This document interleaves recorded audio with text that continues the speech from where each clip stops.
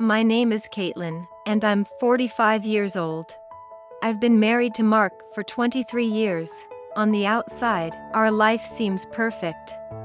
We have 2 kids, a house in the suburbs, and everything looks stable and normal. But beneath that seemingly happy surface, I've been feeling restless and dissatisfied for a long time.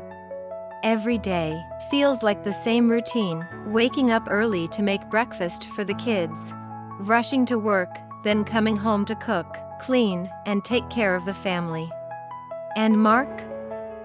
He's always exhausted, comes home and goes straight to bed without much conversation.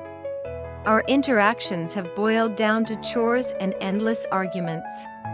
I started to feel trapped in my own life, overwhelmed by a growing sense of resentment. Why do I have to handle all of this? Why doesn't Mark see all that I do? One night, we had a huge fight over something trivial. I was so angry that I stormed out, sat in my car, and cried. Tears blurred my vision, and I felt nothing but frustration toward myself and our loveless marriage.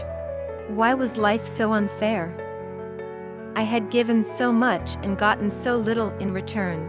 I felt abandoned by the world, overwhelmed by my own complaints. A few days later, I met up with my friend Megan and poured out all my complaints. Instead of just agreeing with me like she usually did, she calmly said, "Caitlyn, I've been there too.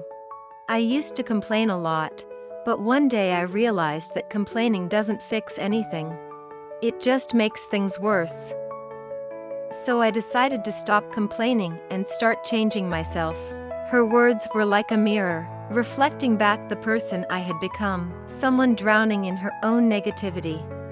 That night, I stood in front of the mirror and really looked at myself, the tired eyes, the faded spark that used to be there. It hit me, all my complaining was just an excuse, a way to avoid facing the real issues. Complaining made me feel helpless, and I was ignoring my own power to change. So I made a decision: no more complaining. I would start making changes. I began doing things that made me happy. I signed up for yoga, picked up painting again, something I used to love in my younger years. Every morning, I'd make myself a cup of coffee and take a moment to enjoy the peace, instead of letting myself get lost in self-pity. Slowly, I stopped blaming Mark for not caring enough and tried to understand his exhaustion. We started talking more, and little by little, the warmth came back into our relationship.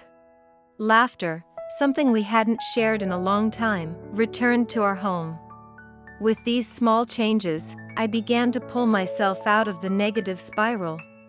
I realized that life's problems don't disappear just because you complain. They only get solved through action. I still had moments of loneliness and helplessness, but I no longer ran away from those feelings. I understood that every experience, good or bad, was a part of the journey. Complaining wouldn't change my fate, but my effort and actions could.